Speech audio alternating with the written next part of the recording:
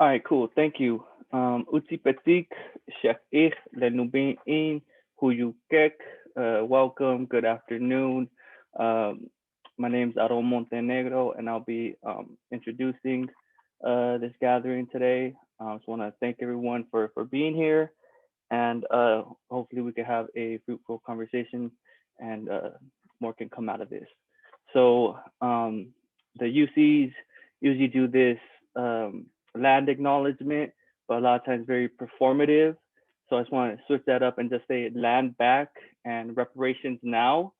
And then, with this conversation, hopefully we can kind of project that and see what that means, what that can look like.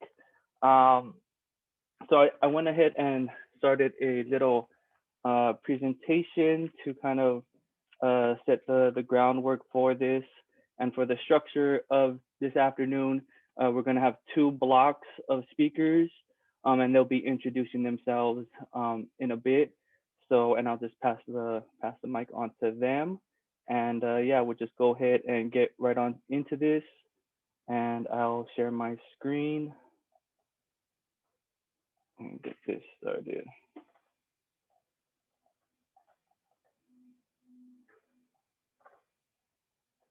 All right, cool. Again, just to emphasize, um, we're on stolen land, wherever you may be, unless you're in your native homeland, that's built off stolen labor and the stolen lives of so many people. So I just want to give honor and recognition to the original caretakers of the land and those who've been dispossessed in this process, colonial process. Again, this intention for today is to provide a critical framework looking at academia as a whole, as a settler institution, and seeing our positions within these spaces and what we can do.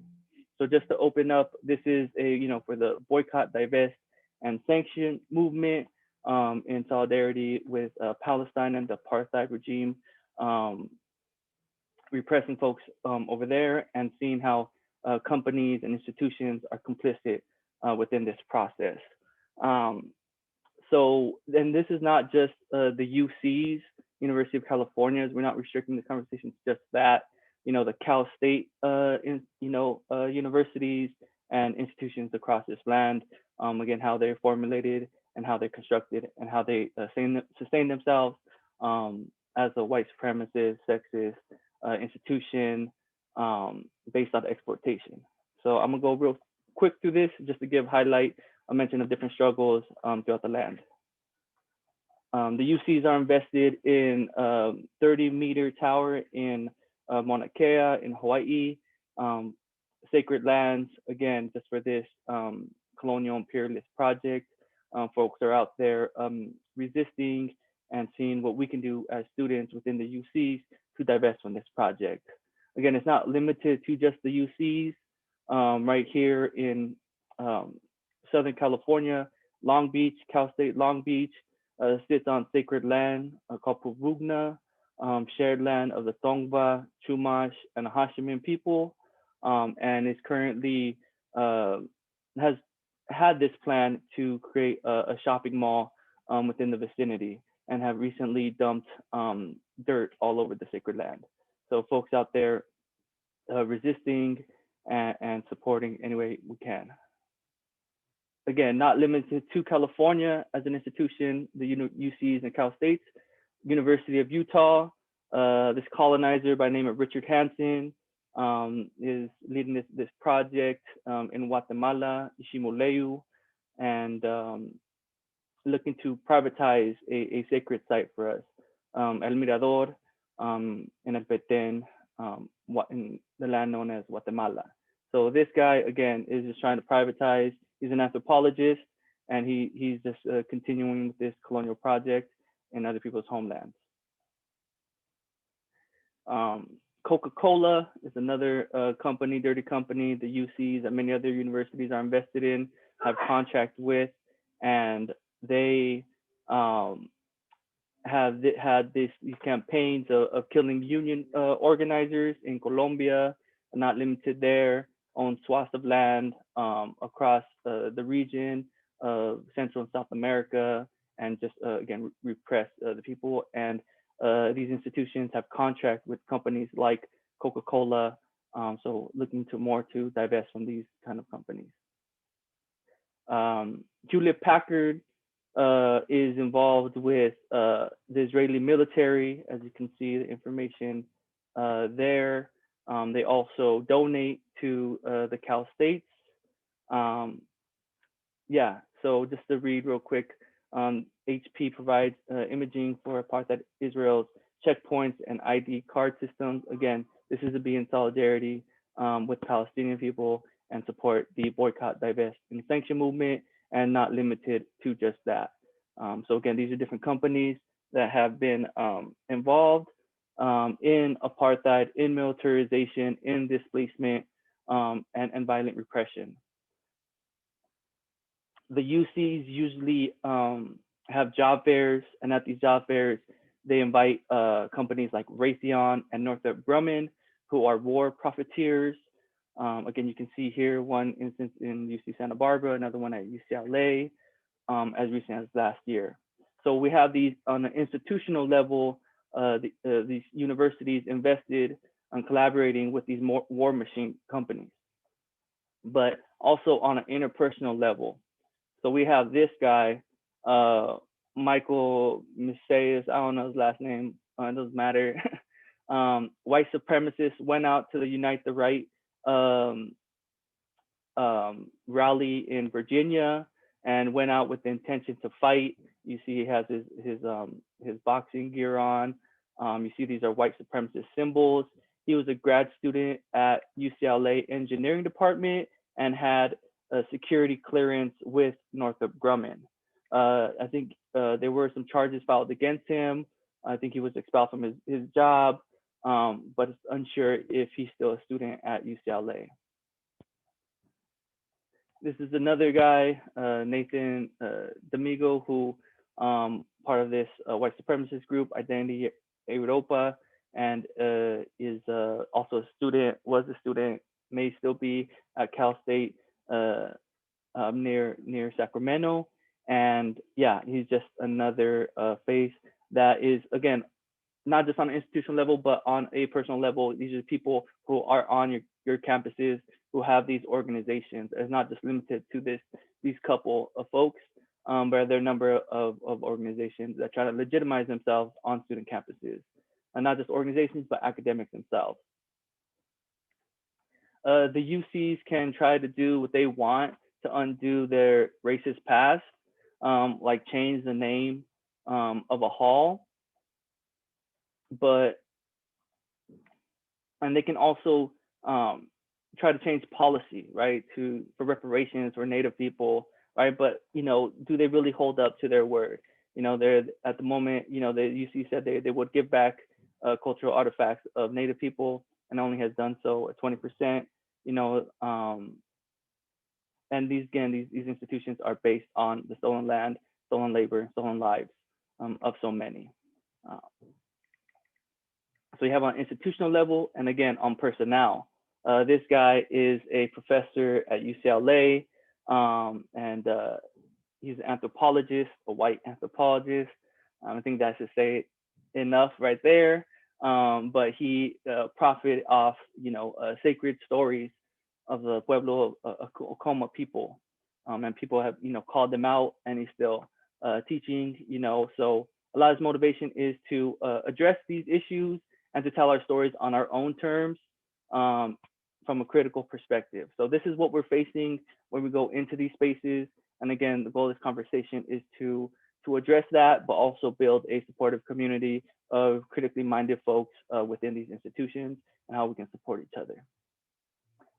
Again, just another case, UC Berkeley, another racist professor, just trying to justify his racism, was called out, and it's just saying he was blaming victims of oppression for their own oppression. So it's good to see, folks address this directly and disrupt these racist professors. Again, another case, I don't want to go into it. There's so many cases. So this is just another one at Cal State East Bay. And it's not just limited to racial implications, racial violence, but also sexual violence by professors. Again, there's so many cases. This one's at UC San Diego, another one at UCLA. You know, so these again issues that are ingrained within these systems. But we have a different light.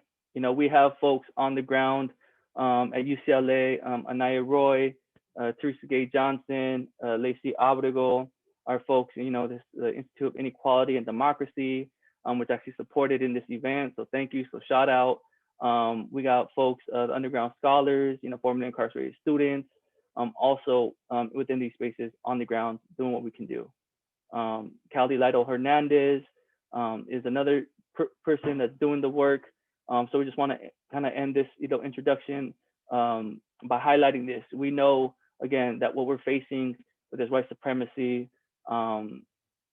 these institutions of power, right? But we find ourselves some of us within these spaces, you know. So what can we do as a community and challenge these institutions? So, and lastly, to end off right here, just want to highlight Mumia Abu Jamal, a political prisoner, who is also a PhD student at UC Santa Cruz. And you know, an event was just organized just the other day. There are fears of him being contracted with COVID. But again, we do all this, you know, to free Mumia and free all political prisoners of war, and stay grounded, right, and not let these institutions get to us. So with that, that's me on my end.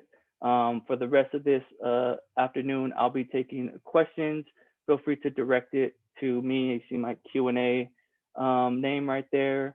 And then so we're gonna go ahead and move ahead with the program for today and get things started. So yeah, so we'll begin first with Diana, Nalia, and Ella. Y'all here, y'all present, y'all can introduce yourselves. The space is yours, whatever y'all want. We'll save questions for the end. And again, thank you everyone for coming, being present. And then yeah, so thank you everyone. Hey y'all, well, thank you for having us here. We're gonna go ahead and introduce ourselves. Naya, do you want to start us off? Sure. All right. I can start us. So my name is Nalia. I'm a PhD student at UC Irvine in sociology. I'm in my 4th year. I'm also Maya Chorti descent. My family is from the border areas between El Salvador and Honduras.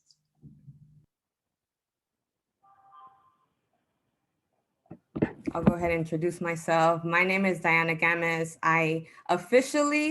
I'm a 2nd-year PhD student at UCI in the Department of Anthropology, but that is my 2nd program. So technically this is like my 4th year in graduate school. I have roots in Guatemala, born and raised in LA, in MacArthur Park.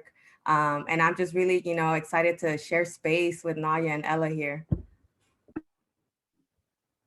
Thank you. My name is Ella Turan. Hello, everyone. So good to see y'all. And thank you again, Aaron, for inviting us and creating space for us to have these conversations. I'm also a 2nd year in the Visual Studies PhD program at UCI, originally from New York. I've been an Angelino now for a decade. And I'm an artist and also abolitionist, activist, artivist, / all the dashes. So we're hoping to bring you some creativity today. My people hail from Haiti, so very connected and feel very rooted in revolution and revolutionary practices. And hopefully we can crowdsource some of those things today. That's what we're looking to do to build community. I think it's just dope that we can all, even though, you know, we're in a pandemic and things are odd to say the least, we can use this as an opportunity to build and to be together at the same time. So What we're gonna do first is we really would love to hear from y'all, actually. We don't wanna be doing all the talking.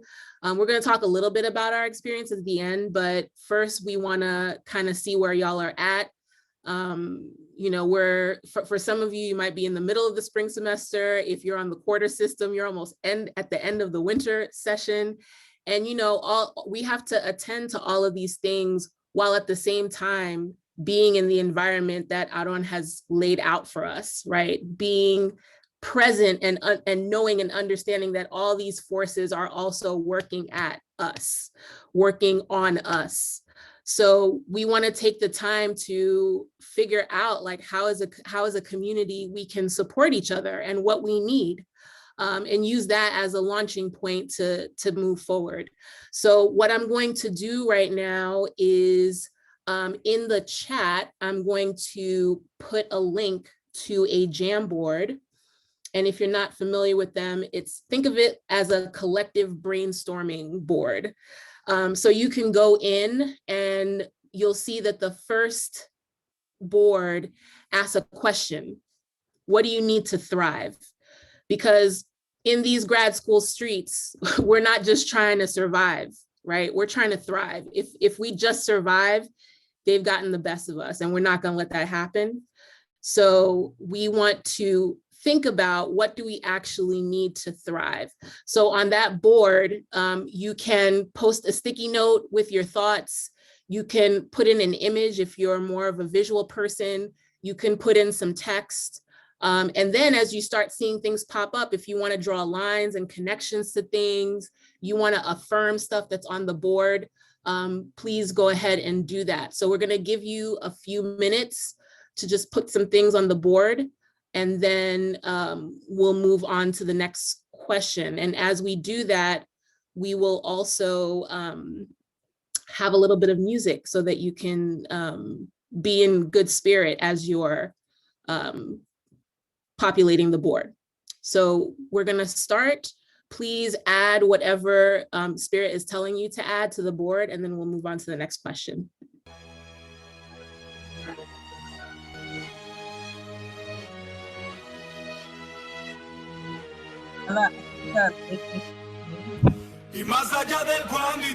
Sorry? I think the link needs the access. Oh, okay, my bad. It says that anybody with the link can view it.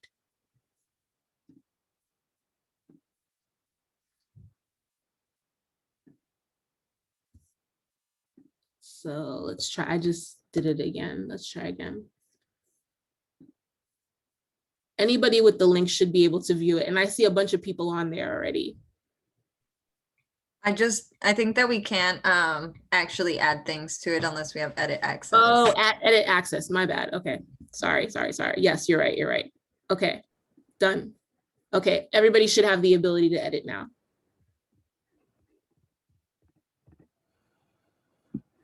Thank you.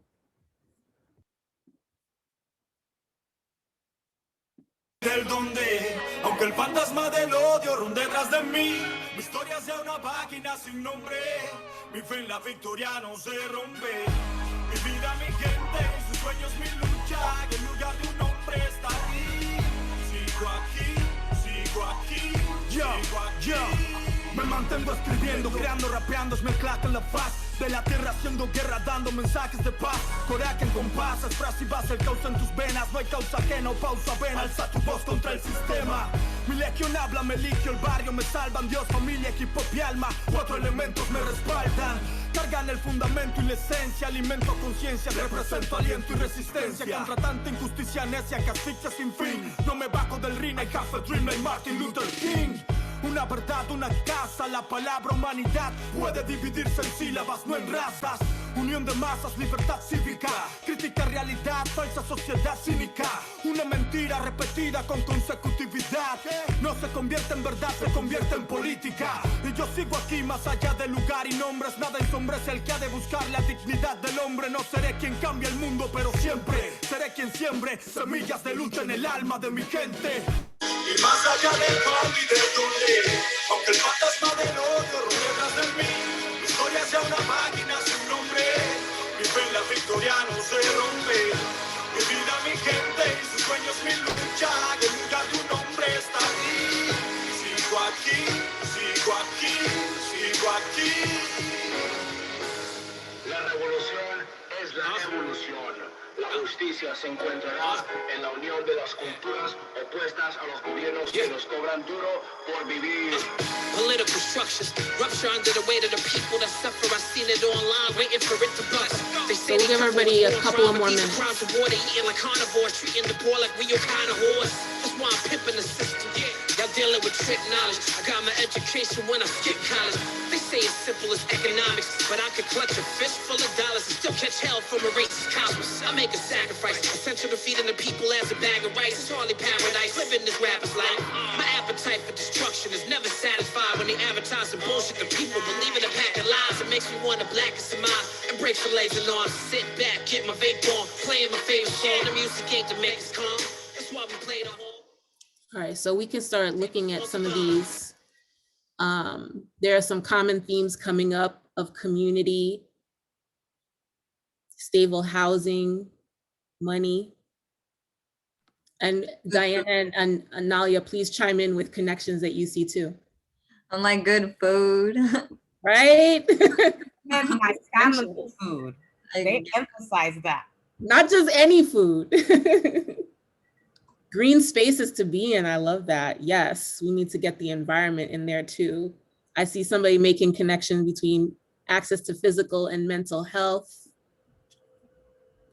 Someone said, active, continuous acknowledgement of history and harm, and knowing I can be heard without having to back up my experiences or someone else's experiences with data. Yes, snaps to that. So many times we tell our stories and then it's followed by defensiveness. Like everybody feels like they have to prove like, we're doing things, we're helping you, we're doing X, Y, and Z. And it's like, nah, we just want you to listen and hear it and acknowledge that it exists. So I definitely feel that. Yep. And also just to add a little bit more to that, and the reason why it stands out to me is because that's part of the reason why we approached this space in this way. The three of us, felt like there isn't a need to name all this fucked up shit that we experience sometimes, right? Like a lot of us know this already. I don't already contextualize it, right? So now we can, know that and not have to spend time on like me telling you the fucked up shit that I deal with on the daily. Mm-hmm. I have to say, and there's something also affirming about knowing that other folks are going through similar experiences, just so we can see like, we're in community in this messed up space, but we're about to be in community in the thriving space, because that's what we're gonna attend to next. So folks can keep adding to this. We're gonna move to the next board. So I'm just gonna scroll over one. And our next prompt is gonna be, now that we've seen all the things, all the needs that we have, how can we create community? How can we as a community support this thriving culture? Now that we see what we need, how can community support this thriving culture? And that could be this community, that could be community on our campuses, in our departments, faculty who may or may not be on our departments, because it's not always, the people that we're the closest to that are going to be the ones to giving us the support. So, but what do we need to create that thriving space, to get the stuff we need on the other board? So we're gonna give you a few minutes to also put that in.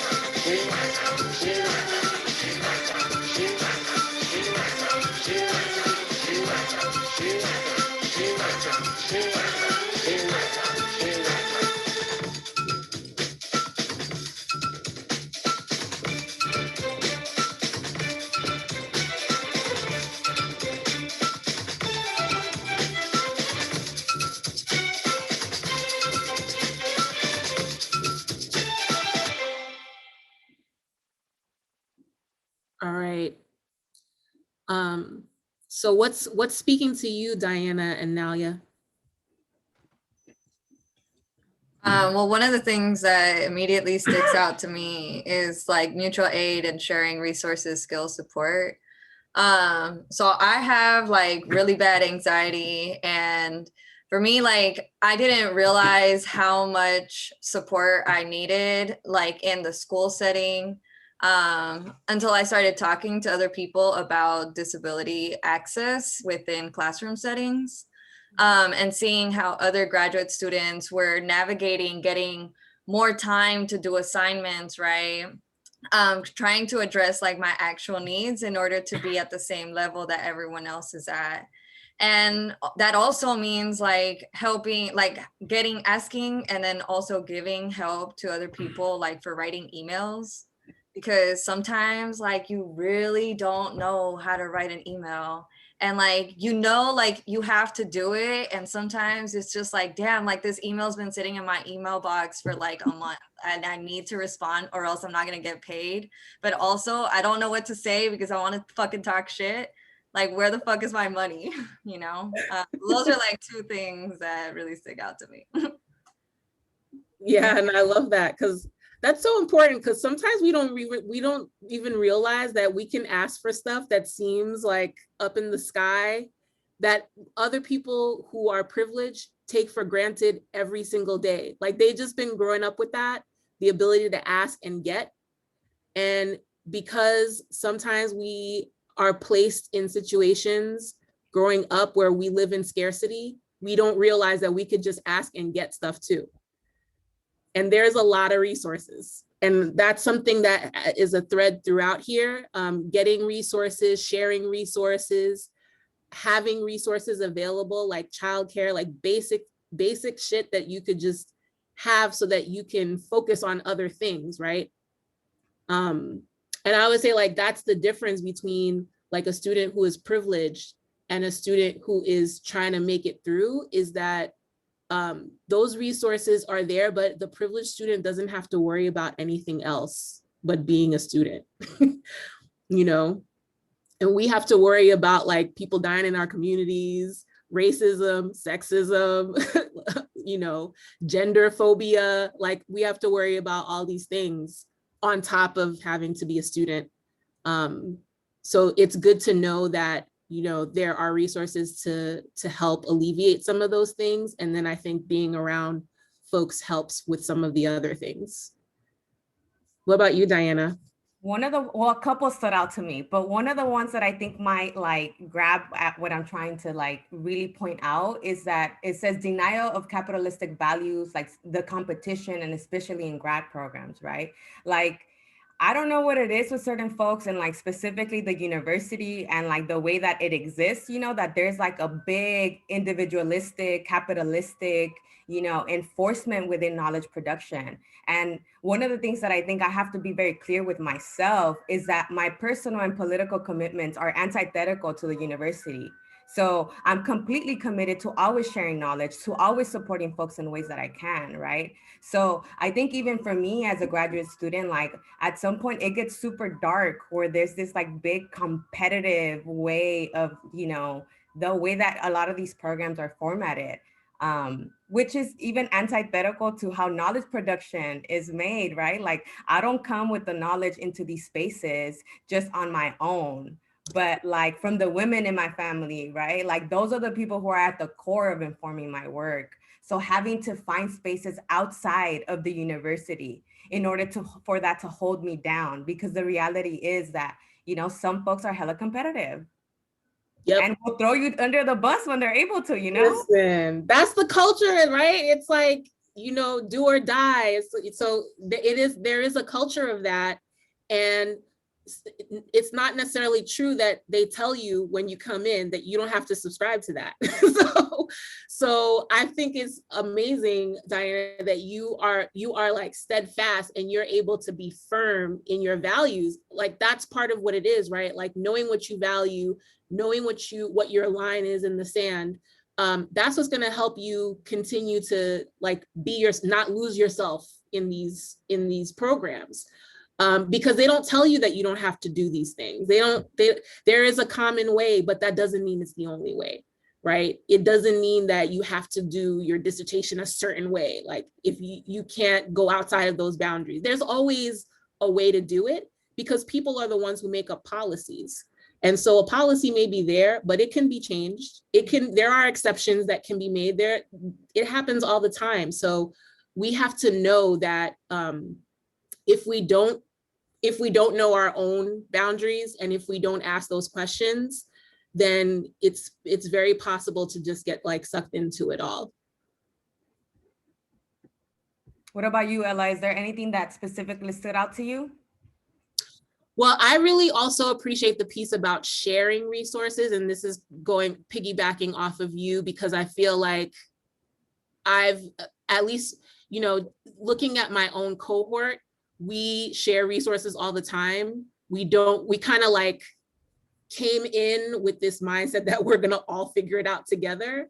And that has made a world of difference being in classes and trying to like navigate through writing things or being a TA or getting funding. Like when things happen, we're like immediately texting each other like, what the fuck just happened? What was that? Did you get this? Did you get that? Whereas I think, you know, there is sometimes a spirit of, no, I'm just going to take care of myself before I take care of anybody else. So that really spoke to me, I think, because I've experienced that. And I think it has made a difference for me to be able to know that I have folks that have my back and I have their back also because of that. And I think also like being like disrupting and demanding, like understanding what we can ask for, like stepping in. One person once told me, for some of y'all may not know that I was on the other side of this line as an administrator for a really long time. So I have like an administrator mind sometimes. And somebody once told me, like, if you want to make changes at these places, you have to step into the mind of senior leaders. You have to understand what keeps them at night to get to what you want. So you have to think about how to speak their language so that you can dismantle the language. And it was very interesting because then you start to understand like how the system works and these capitalist structures, why they take so long to be broken down. But then you also start to understand where the cracks are within them so that you can, you know, make some inroads, infiltrate, and be able to really, you know, use the system to make the changes that we want to make.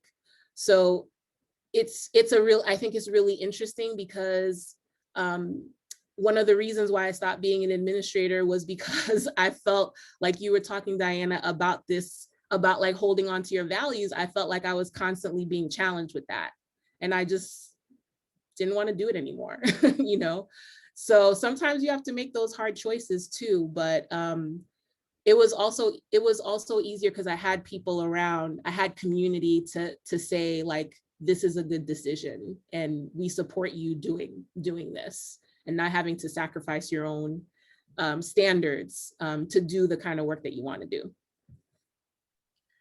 Yeah, kind of like just building off of that. So for me, it was like learning the language, right? And like mindset, and recognizing that like I don't want to engage in that. And when I realized like I don't care if I get, so like in grad school, if you get a B, that's kind of like considered failing. And so like when I realized that I don't want to engage in that same academic language, I started getting B's and I started not caring about it, because I knew like I was learning, like if I'm going to write, I'm going to learn how to write and practice the writing style that I want to write in. Right. Because that's what the purpose is of grad school. It's like learning your craft, right? And so like practicing my craft, regardless of what the grades I was getting, was more important to me than getting a good grade and like being considered a passing student. Now, like as I've progressed in my program, right, like I'm a 4th year in a 6-year program. As I've progressed in my program, it's become easier to like say no, because I know my shit better, right? And like that's like the coolest thing to see, is like that you like can talk shit better and like find those like loopholes. And like one of the things I specialize in is like is methods, because I love talking shit about how poorly people conduct research, because most people conduct like terrible research for like very different things. And like especially in the academy, one of the easiest things to like fuck up on is like not being ethical, right? And then like not even considering people's own agency in like creating the research that they're being researched on.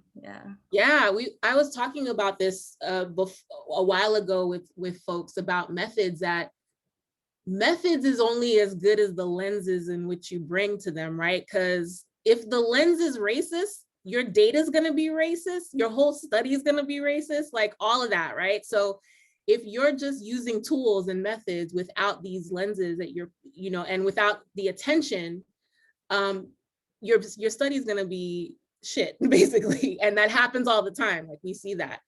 And I also want to just really quickly point to Ritz, who put in the chat, learning my craft. And this is what you talked about, Nalia, too, because the craft is important, right? And you know you're learning. So I love that you were like, your priority is to attend to your own learning and to learn your craft, because once you learn the craft and you've mastered it, you can blow it up. You can make your own method.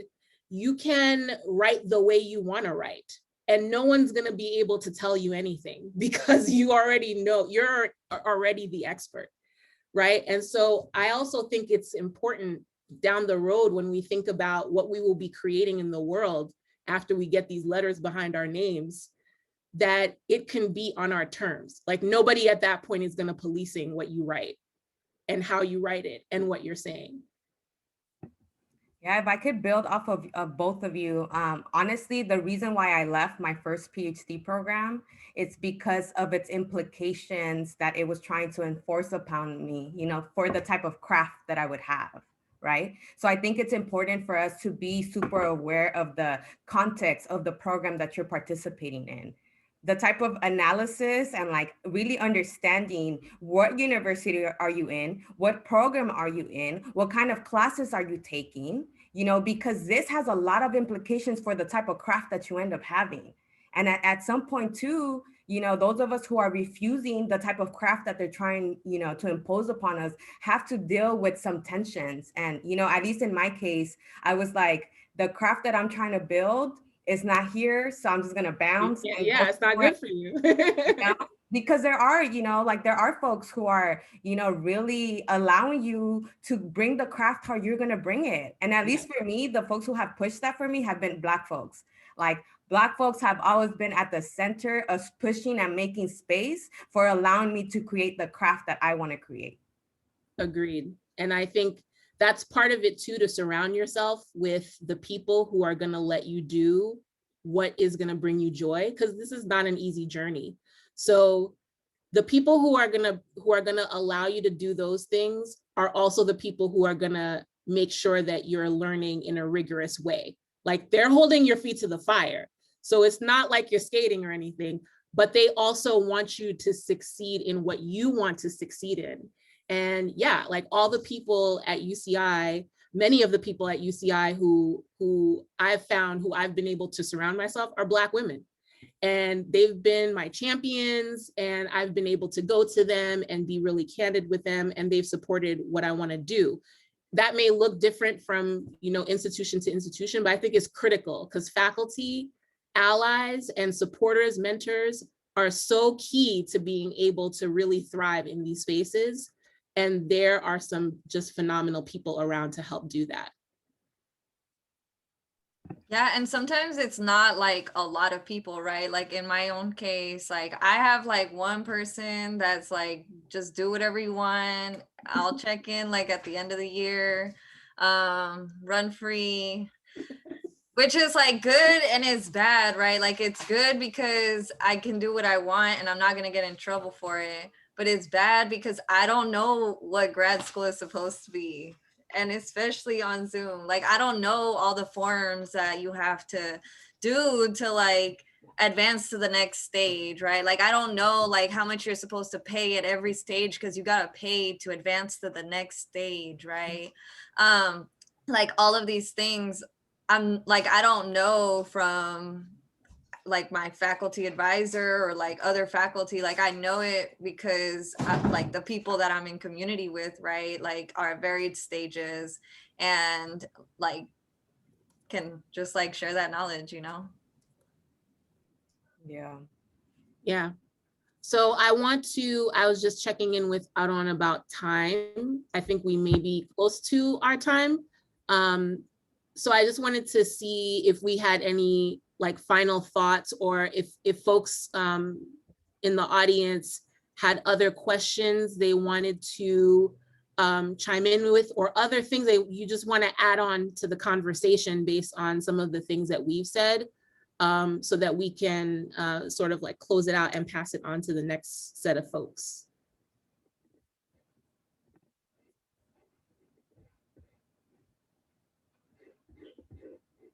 So Lauren said, I appreciate this. I never thought of my education as a craft. Absolutely. And I think it's, if you think about it, going into grad school, like there's a certain way that you have to navigate all the material. There's a certain way.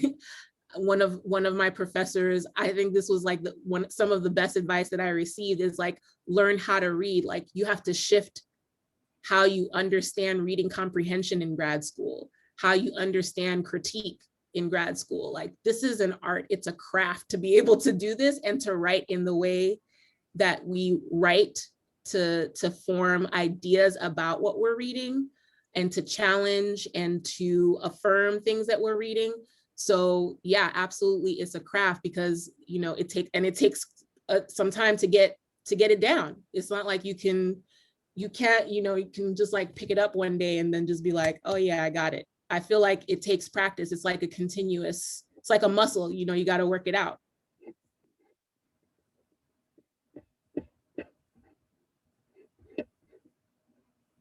Very true, Jasmine. That's a great point, that it is a business. Yep.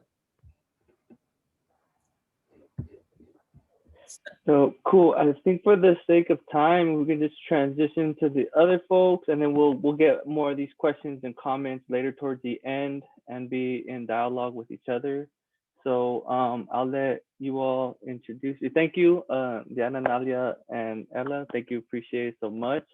Look forward to continue building with you all. And I think we all have like this extended community amongst ourselves. So cool. Without no further ado, I'd like to transition to the other set of folks. Again, like they can introduce themselves. So go right on ahead. Hi, everyone. My name is Bree Bird. I'm a second year in feminist studies at UCSC. And I'm really excited to be here. I use she and they pronouns, and I'm from Durham, North Carolina. So I'm a little Southern queer transplant trying to figure out what to do here. But it seems that a lot of North Carolinians somehow end up in the UC. So I'm really interested in those sort of connections, but really excited to talk to you all and sort of like share the work that we were able to do in the last year or 2 years that really kind of also really ties in really well with how y'all frame this. So really excited.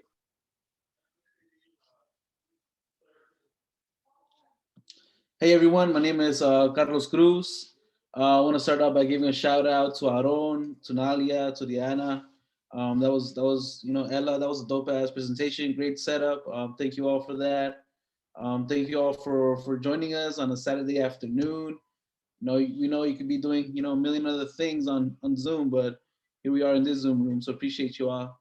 I am a third year history PhD student at UC so-called Santa Cruz. I am on academic probation. I am on conduct probation. So essentially I'm getting, axed out from the university from different angles. So I'm here to talk about that. I'm here to talk about what led me to be in this position. And yeah, here's Brenda and Jasmine. Hi, everyone. Thank you so much for this space. I'm already feeling like just some healing and some much needed solidarity, in the struggle. I'm a fourth year PhD student, but since we're talking about decolonizing and shit, I honestly hate the whole like fourth year, first year, like don't fucking rank me. I'm making it through, right? But I do archaeology and I'm an anthropology. So a lot of what was said in the first part of this really resonates with me because it is a struggle if you are a person of color in that discipline, and if you're trying to challenge these things, right? So I'm also a single parent. That's been extremely difficult in grad school. It is not compatible. And because of being able to be in community with people like y'all, I'm kind of focusing my research into how to show that archaeology perpetuates settler colonialism and should probably be abolished. So yeah, that's where I'm coming from. Hi, I'm Jasmine. I'm a second year also at Santa Cruz, and I'm in the visual studies program, but I don't like to tell people that. I'm only telling you all in case anyone has questions about visual studies, things in art history or things like that in particular. I am from the East Coast. I'm from Maryland. I have lived in California for almost 5 years, which is kind of scary to think about. Maybe has been more than 5 years. I don't even remember. But yeah, this like whole, I'm glad that I have the opportunity to be in a space like this and be able to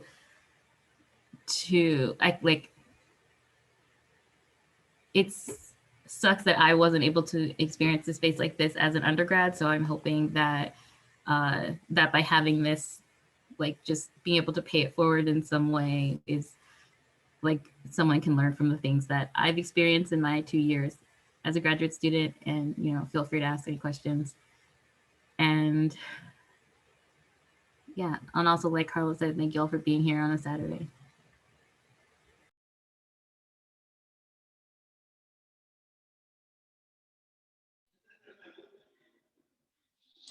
Carlos, I think you're a co-host, so you can share your screen to share the PowerPoint. If not, I think one of us might have to become the host. Yeah, I wasn't prepared to share the PowerPoint. Can one of y'all do it? Bree, if you're not down, if I can be made the co-host, because Bree, you're co-host as well. I got it ready to go. I got it now. Sorry about that, y'all. Hope y'all don't see all my business. Lord have mercy. Not the double click. Thank you, Bree. I'm like, you see the quarter of slavery in East Africa, it's still important. Please ignore the documents. Yeah. So I think, Carlos, you could introduce this slide because you came up with thematics of the Black and red, but I'll share the screen and the PowerPoint. Let's see. Cool. Yeah. So we came up with these slides. We came up with this PowerPoint. Thinking about what I don't presented to us, and in terms of surviving academia, in terms of resistance within the university. These are the slides that we're about to show you. This is a dope ass image that was sent to us. We over the last summer we worked on a disorientation guide, but the Abolish the UC edition, and someone has sent us this dope ass image of the UC emblem shattered, and it's frankly something that I love to see. So this is our take on how we survive within that ivory tower, how we resist within the university. Yeah, thanks for linking that, Jasmine. Appreciate it.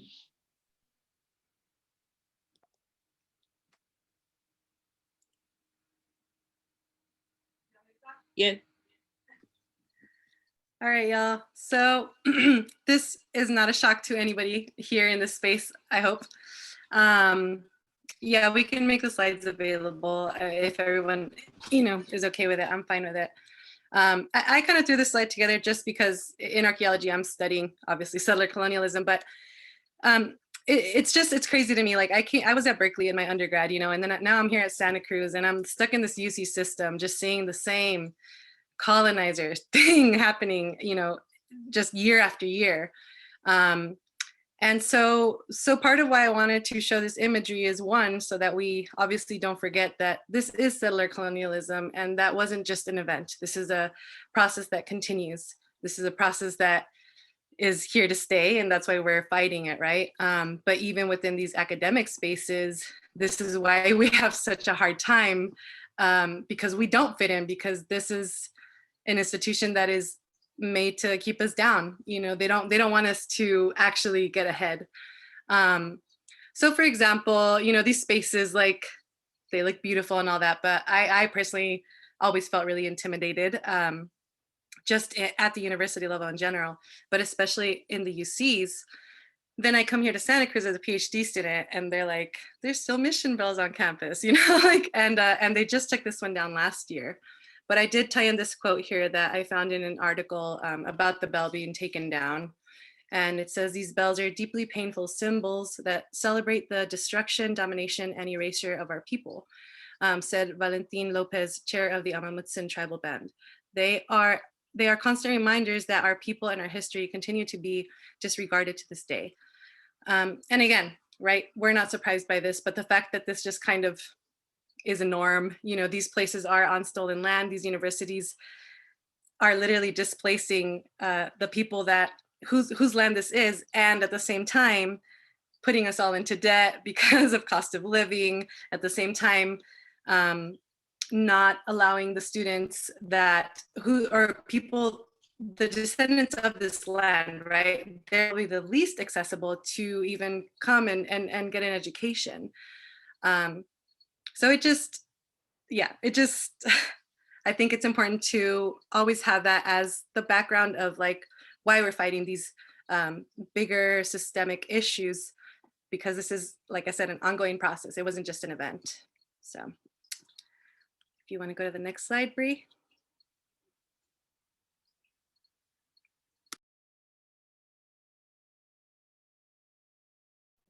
I could touch on this. So us being from this university, a lot of us participated, well, all of us participated in the strike of last year, the COLA strike.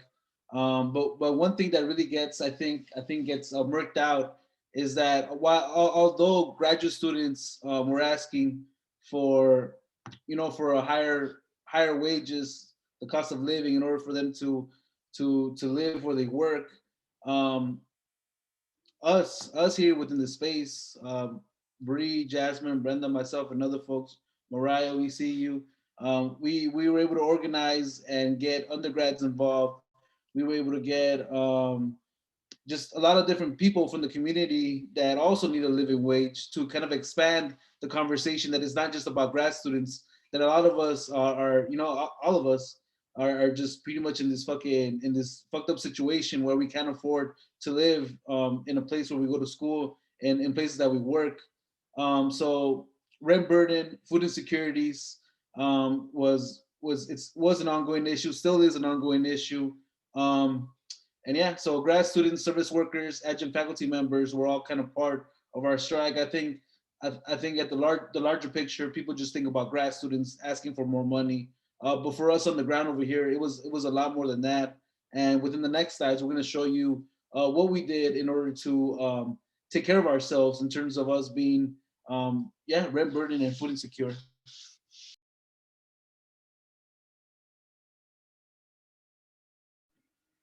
So when the folks of us that are here on this call, Carlos has been participating in the sort of COLA efforts, the cost of living adjustment efforts, since they sort of launched their campaign whenever, like in November or October or whenever the UCs start. But I coming like into a place where I witnessed my neighborhood be gentrified by white college students over the last 5 to 6 years, was really uncomfortable with joining a campaign that was basically promoting us to be better gentrifiers.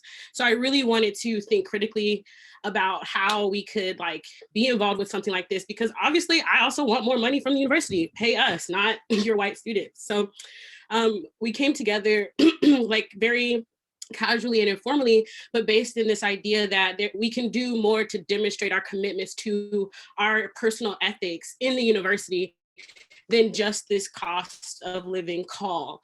And so we came up with a 7-day in December of 2019, we came up with a 7-day campaign series of actions, and began with this idea that this is not a hunger strike. We weren't going to perform not eating for anyone. We were just going to expose what conditions the students were living under every day.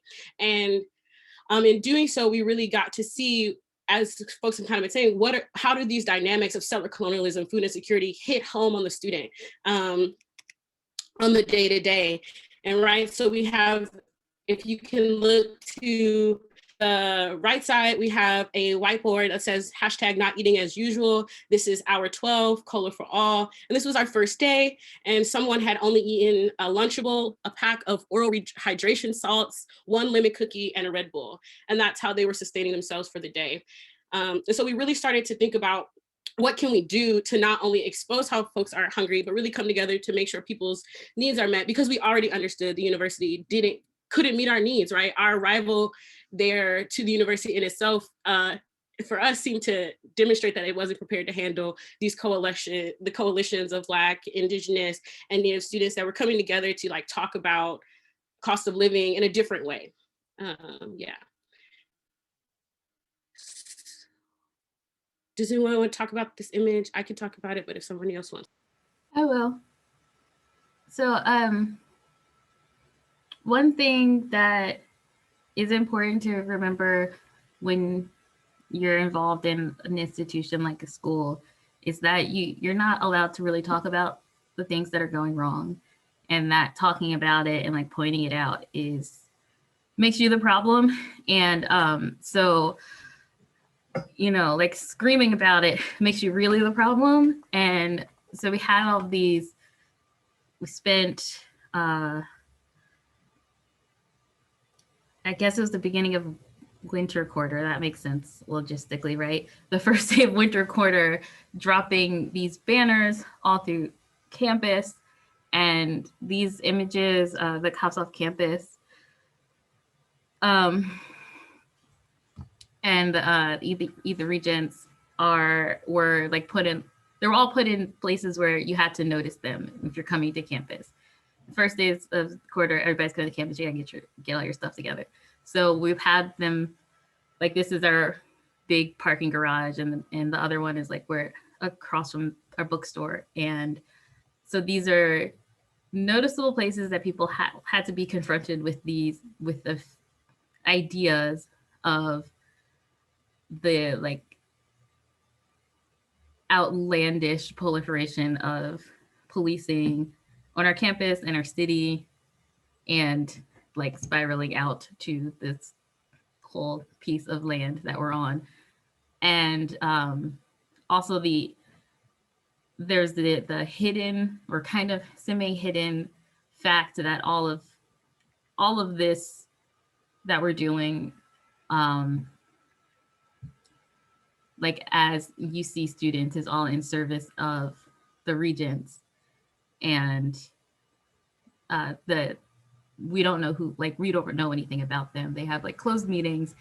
They have all of these interests that are mostly in real estate, but not in education or in anything that has anything to do with what we're actually doing. And there's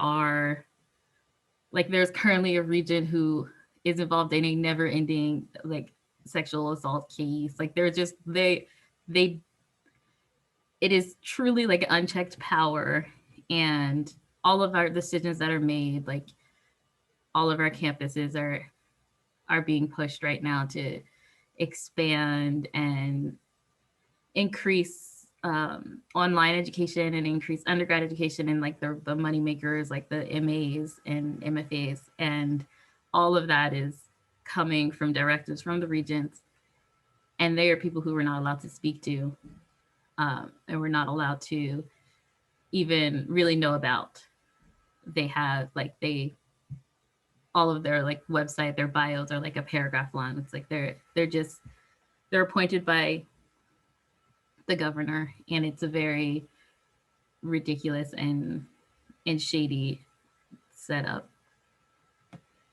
And then next slide, please, Carlos. Or Bree, sorry. Whoever's doing it. Thanks. Okay, yeah, and then this slide, so we have all of these, we come in and we get our diversity stipends and stuff like that. And so every UC campus has these Eugene Cotarobas fellowships, but what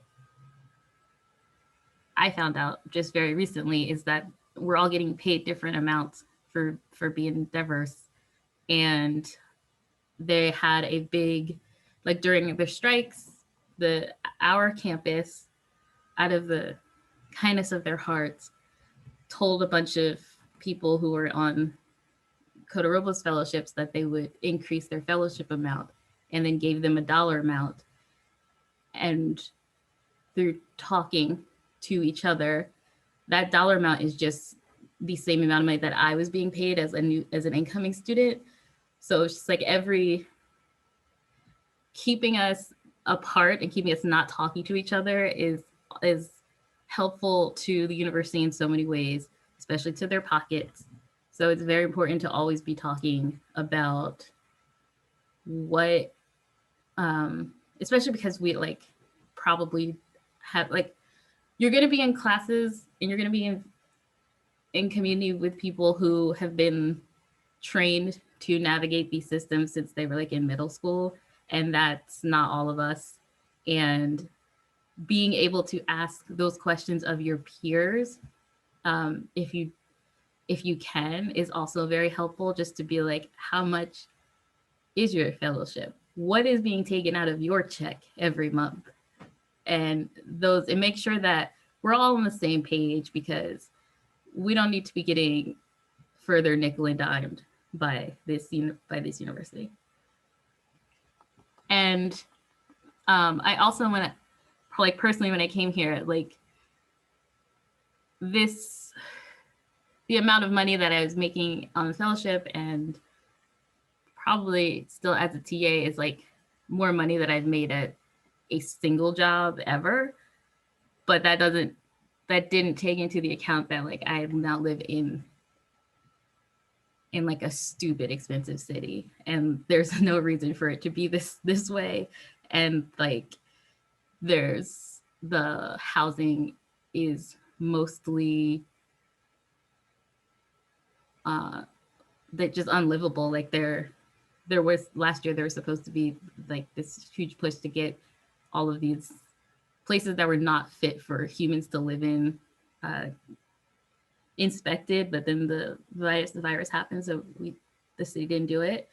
So it just means that people are just still living in places that are not fit for people to live in and paying like $1,200 a month to do so. So that's another thing to look into when you get a funding package, is what is the real cost of living and how much does that, and how much will not ever come to you because of taxes and things like that.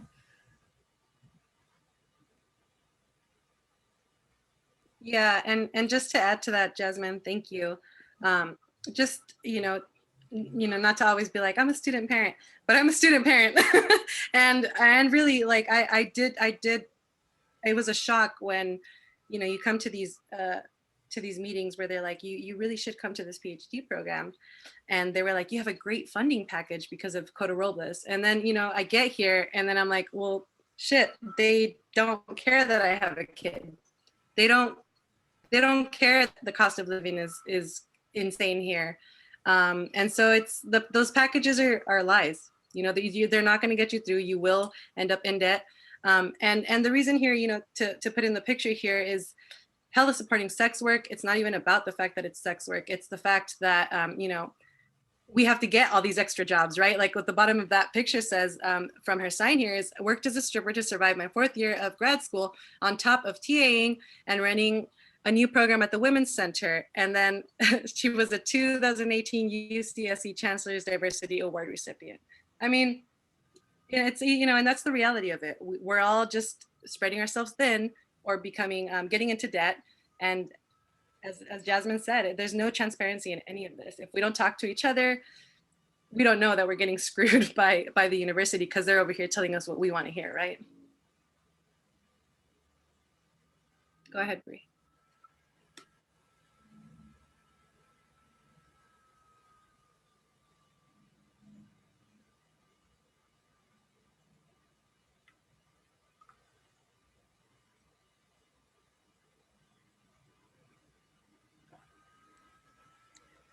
And thank you all for saying this, because it's all of these like nexus of things that really came together while the screen's loading. I'm going to talk about our transition that really made us kind of sit there and realize we didn't just want people to talk about their suffering. And it was another activist in our community who was like, we don't need to just talk about how hungry we are.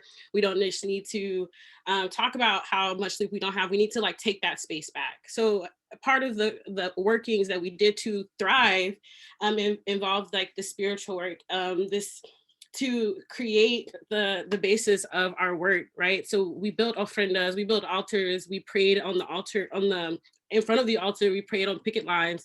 Different folks brought their spiritual practice, folks brought different things to smudge and burn, and all of these things came together for us to really set the tone for the type of work you can do even within the Eiffel Tower, right? Like we can still show our ethical commitments.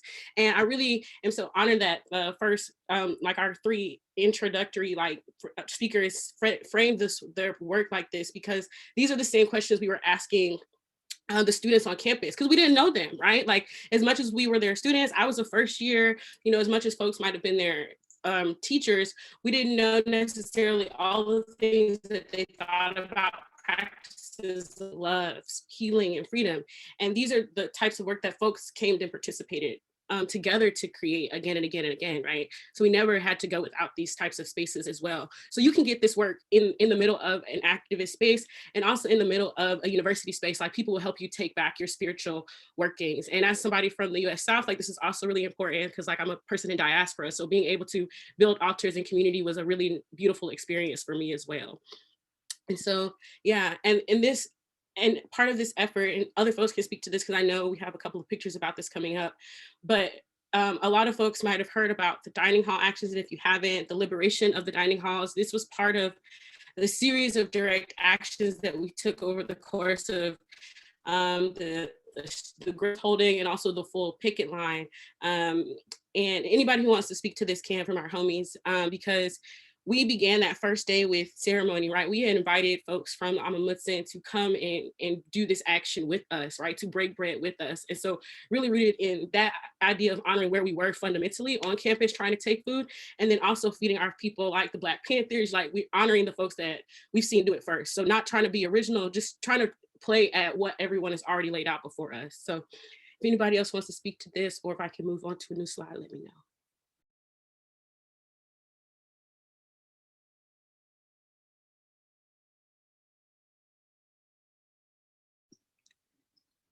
That's my son. So anybody else can speak to this too from our group, but I just personally want to say, you know, we're talking about how we're surviving here. And sorry, there's an airplane outside. I literally got to the point where I could not feed my child. And the UC did not give any fucks about that. You know, you try to, they tell you like, here's all these resources, but even that in itself, it's extra labor. How am I supposed to raise my child by myself, get my PhD, go TA, and then hit up 3 different pantries in the same week because I'm having to pull from different resources just to feed my kid?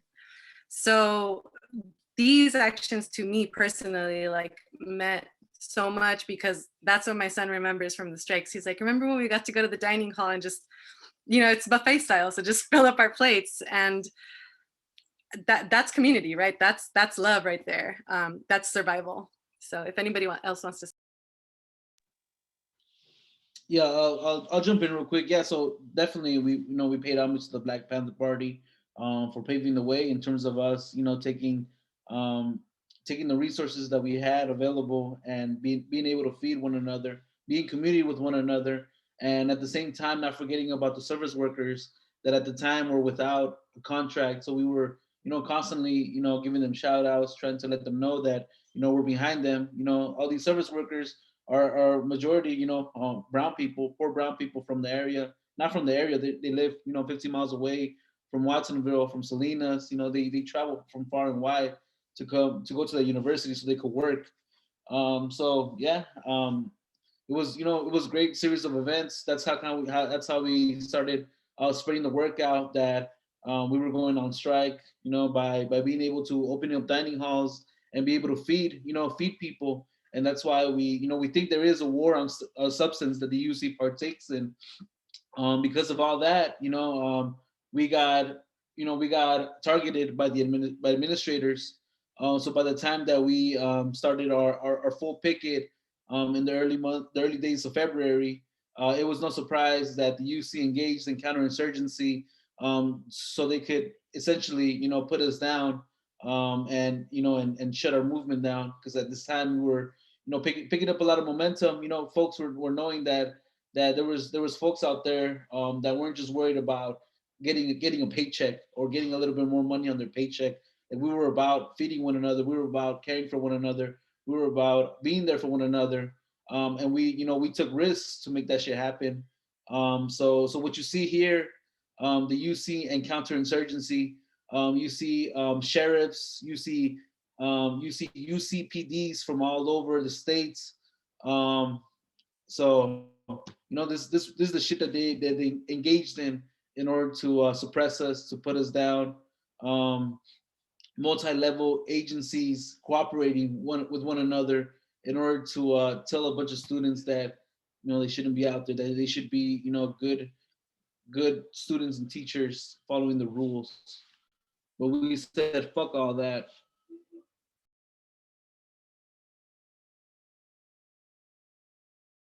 And a very literal representation of the fuck all that we have right here from the City on the Hill Press. And these next 2 images are dealing with police contact too. So that just so folks know.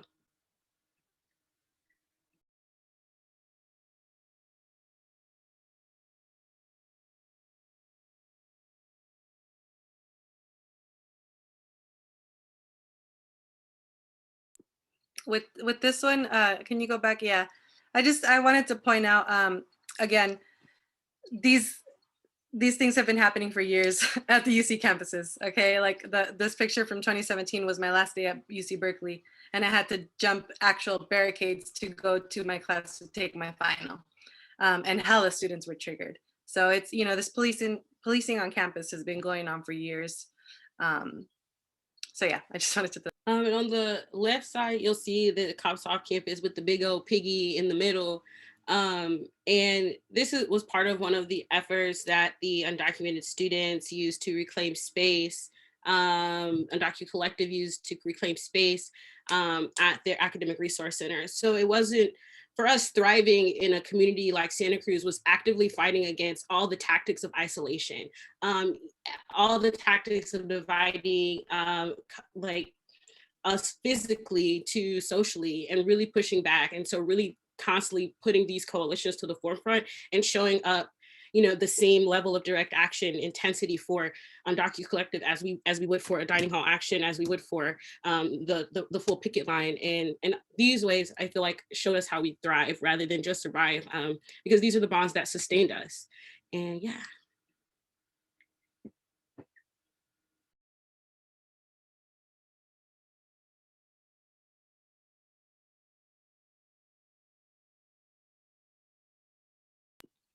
This is, yeah, just showing again in images, same thing that Bree was just saying, right? We, you know, we said in the beginning, surviving the ivory tower, right? From within, we created the child care, we fed each other. The UC did not do that. It was us saying, we're gonna be ungovernable, we're gonna do this, you know, and take care of each other. And that's how we've survived, right?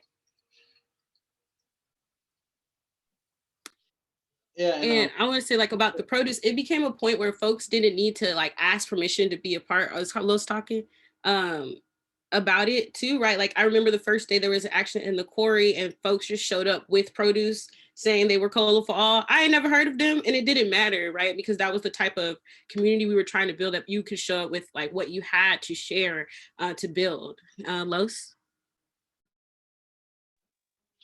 Yeah, thank you. Yeah, I just want to say that a lot of our work, you know, it's rooted in community. Like, we have a political commitment besides our school work, right? Where our school, I feel like a lot of our schoolwork is very it's just for ourselves and our advisor. But I think for me, I learned a lot in these weeks, these months, working with my comrades, than in any seminar, than any webinar, than any little talks that they host. I don't even know what the fuck the talks are called. I don't even go to them. But when I do, I don't learn shit. It was the actions, you know, the direct actions, where we able to pretty much engage in hands-on learning, engage in what community to me is all about. And you know, by being able to feed people, by being able to be there for one another, that as you see that image of folks stepping up and say, you know what, those who have kids, I can take care of them for X amount of hours, then other people kind of pick up a shift. I mean, to me, that's what it was all about.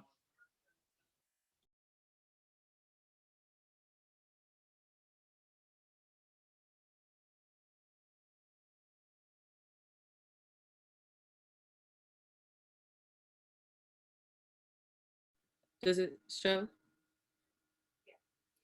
Okay, and this is sort of our last slide, but thinking about what it means to continue to thrive and what visions we have for the future, right? There was a brief moment where the entirety of campus was shut down, right? And I think when we talk about land back and abolition, like, you can literally shut down your campus, right? It'll take a lot of planning. It'll take you waking up at 4 o'clock in the morning and doing other things, but you can literally shut it down. And honestly, thinking about how we can make these, you know, research and colonial extractive universities places of care and praxis is by shutting them down and doing exactly what folks have been doing on this call, by listening and engaging, and also by feeding each other.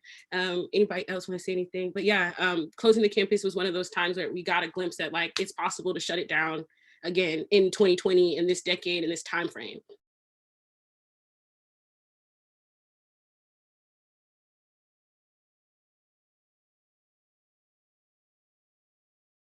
Jasmine, I don't want to put you on the spot. Do you want to close us out? You can just say no if you don't want to. No, I can't. Yeah, I'll say something. That whatever school you go to is not going to be a place that's going to give you any of those things that we talked about, that you need to thrive, and you're going to have to build them, and you're going to have to find people who are already building them and work with them. And there's a lot of talk about, like, you know, finding your people, and that is truly the most important thing, to maintain relationships with the community that you are in now, and to also build new relations with the community that you're going to enter.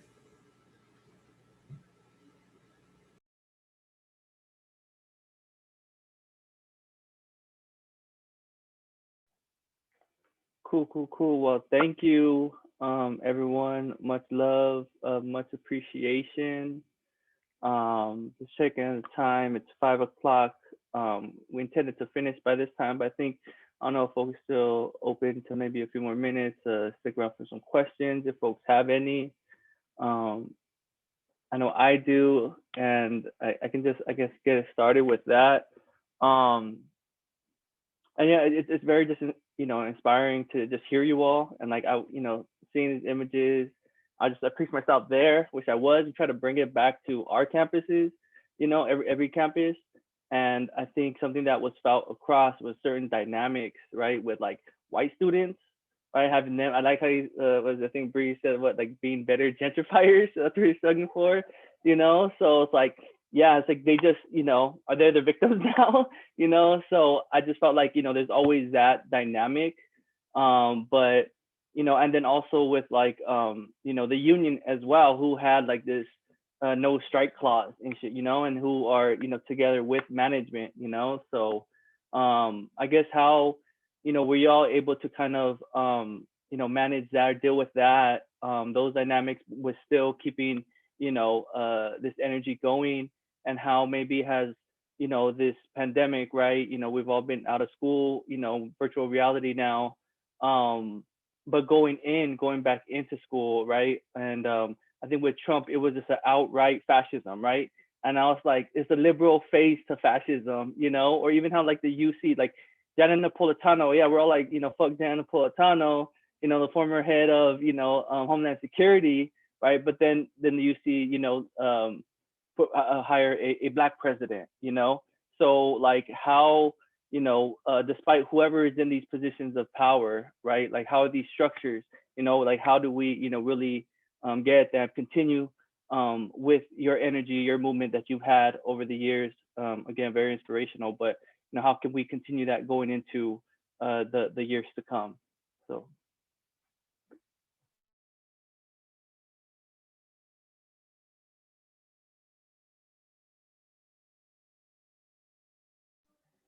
Bree, you want to take that? I was looking at you. I was like, Los, go ahead. I think ultimately, I know, how do I say this? Like, Jen Napolitano is in charge of Zoom, right? So we did all of that protesting, and not everybody's on Zoom. And I remember I got in trouble. My professor thought I was disrespectful because I was like, I'm just not going to be on Zoom this week. I'm not going to do it. There's nothing you can do. You know, I have family members that are going to work every day. I'm inside because I've made it inside of this fucking ivory tower, and I'm trying to make sure that like I have some ethical commitment. So I couldn't do Zoom. And I feel like there's ways that we really want to use technology to stop participating in it, right? Like, you know, like I really think there's a fear that the technology is a more special place, but for me, I think the non-participation in technology, couldn't do a Zoom protest. Folks logged off. I mean, I remember at the time NYU was going on strike. And so they had logged off as well. They refused to teach digital classes. Folks didn't hold sections, right? So there's all ways of non-participation that we can still hold digitally going forward. And also protesting in person is still safer than going to any restaurant to eat. So it is always still safer to gather in person to protest the state than it is to take care of a capitalistic urge. So going forward, like remembering that cases didn't spike because we were protesting for Black life. Cases spiked because of white supremacy, you know, like, and white supremacist outrage. They didn't spike because of us doing our work. And so I think going forward is to remember that our work isn't harmful and that it's like actively what sustains us through these pandemics. It's what fights pandemics from spreading, because folks can eat and get access to healthy meals and things like that by community support and mutual aid. Yeah, anyone else?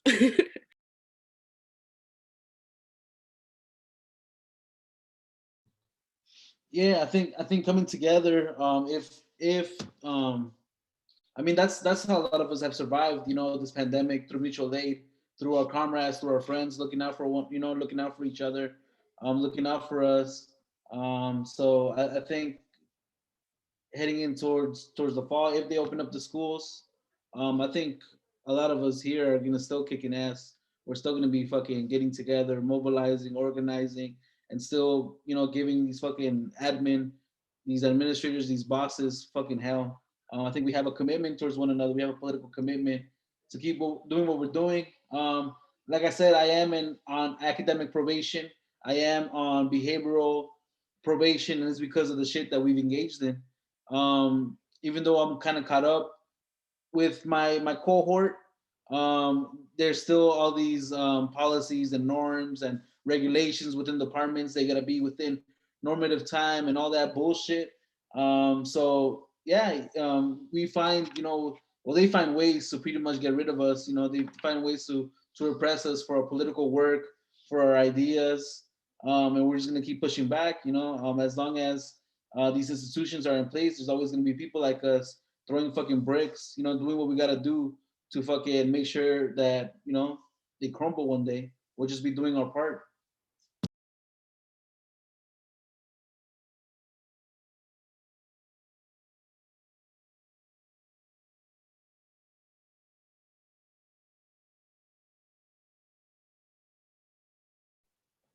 Cool. I don't know, folks from the other campuses, if how do y'all see, you know, sustaining future going in to this year, what to expect, and or you know, how do we sustain ourselves, maintain ourselves in with the equilibrium? So I don't know if Diana or Nalia or Ella, if y'all have any thoughts on that. I would just say quickly, like, one of the things that I think is most important that Bree, Brenda, Jasmine, Carlos, you all presented was that it's important to share information. And that came up in the brainstorm that we did, so that we're not like, it's so easy to be divided just because you don't know what your fellow student is going through, or you don't know that your fellow student has been disenfranchised. It's easy to sort of like also be in your bubble. Like these programs also create that, where you can just kind of like be in your little box and not have to worry about anybody else. But like, how can we when we know all of this is going on? So I think that's very important for us to continue to be in dialogue and in community. So to me, I really appreciate you all lifting that, because I think that's so important, and maybe the most important, to have that care for each other. The thing that I would add to that, and like I appreciate the space and like the way y'all have like laid it out for us too. At UCI, you know, Naya and I were like, you know, talking about y'all all the time and the work that y'all were doing. And, you know, even the shit that went down there with the white folks that pushed us out and like pushed the narrative that we were really trying to like disrupt there. We got a sense of it. So I, you know, shout out to y'all for holding it down in the face of all that fucked up shit, you know?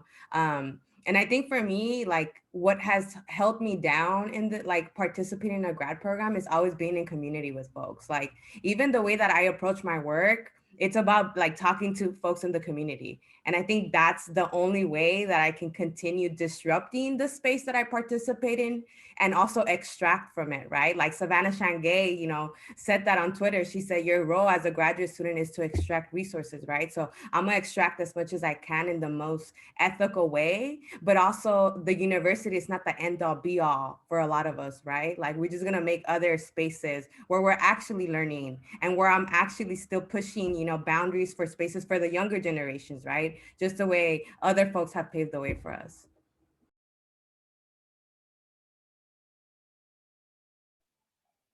Dope, dope, dope. Cool. We have a question from the chat earlier in the chat, and it says, as much as I want a PhD, I feel like I don't have the desire for this at this time and may never.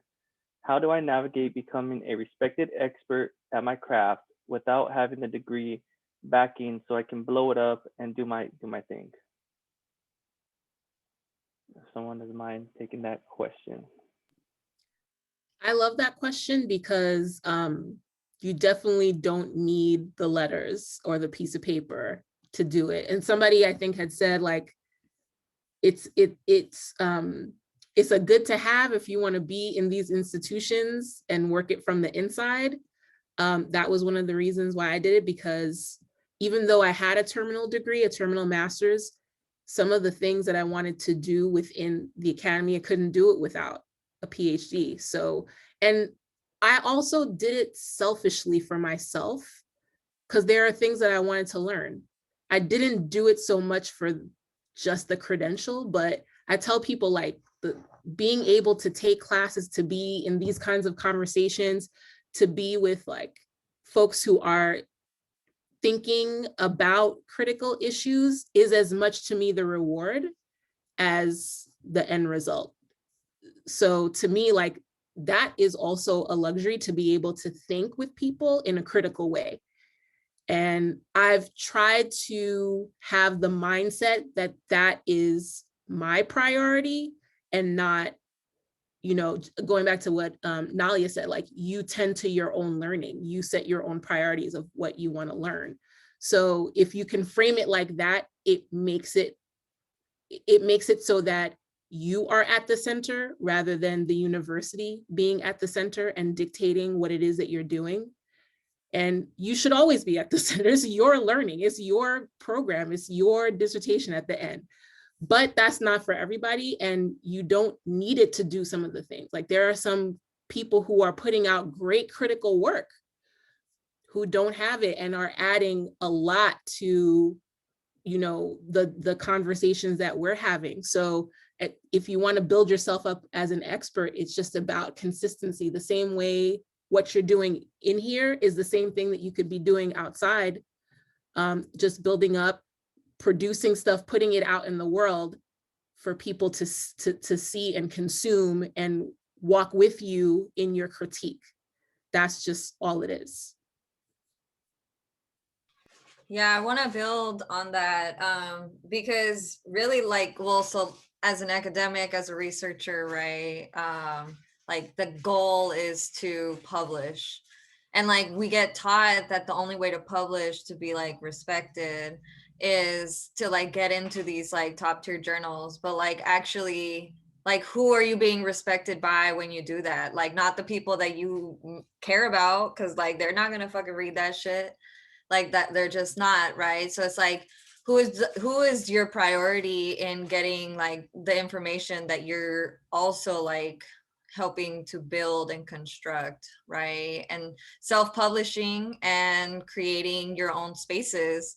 And that's like one of the things that I really like about the disorientation guide, right? Because it was like a reclamation of experiences, and it was in a way, it was done in a way that was like, fuck all of your shit. Like, we're just gonna do our own thing. Like here's what we want to say and how we're gonna frame what we want to say. I'm gonna add to that, Nalia and Ella, because I think that this also goes along with going forward. Like I have a huge problem with like JSTOR and just accessibility, because it should be that we can just go out and be scholars, right? But then there's all these fucking gatekeeping things. And in archaeology, I've seen the ugly side of that, which is I'm over here in Belize. I identify as Mexican, but I was born here, right? I have held a privilege. And I'm over here in Belize, literally taking artifacts out of the ground, working under a white woman. And I'm like, what's gonna happen with all this research? You know, it's gonna get published, right? And then these folks here in Placencia Peninsula, in the south of Belize, aren't gonna see it. So then what's the point? You're not making a difference. You're literally just colonizing more. So I just think that along with that, we have to like make that push going forward to make this knowledge really accessible to everybody, but especially to those people who it will benefit. And then the academic loves to study the expert. Like sometimes we forget that we got to go ask other people to do our work. So ultimately you might end up working closely with someone who has a PhD and needing your expertise without it. So I have to go talk to community to do some of the work. So you can be that community expert, and you really might be fundamental to the work of 4 or 5 scholars of color later down the line, or scholars working on indigenous work. I don't know what you're doing, but that role, like seeing you cited will be like, oh, I can have it multiple ways. So like the way you're going about it too can be totally fine, because we got to consult.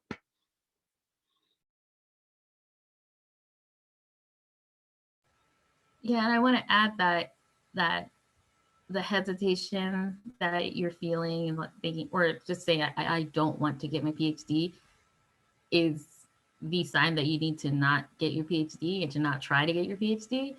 And because there is more than likely, even if you do somehow suffer through it and finish and get your PhD, you'll come out on the other side and you still won't feel like the expert, because you'll become an expert in getting a PhD and not in doing whatever the thing is that you wanted to do.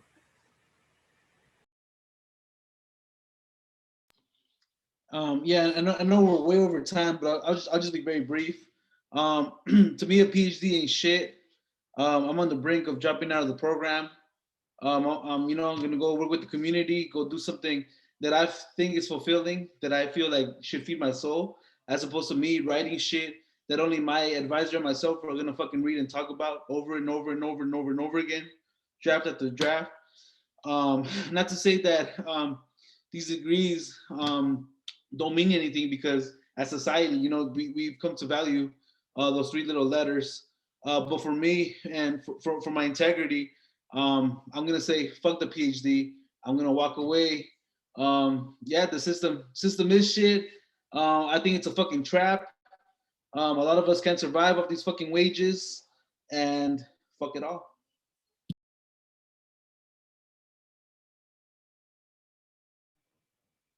So I think that's a good way to end off. Appreciate it, everyone. And yeah, if you all enjoyed this, we're gonna have another session coming up, but with other folks that community artists that are doing their thing, that don't need these titles, and just trying to find institutional support. For those who are not given these spaces, being able to redistribute those resources. They're definitely exporting us, so we got to export them. So yeah, look out for that. And anything y'all need, we're just y'all can email the group that sent out the link, and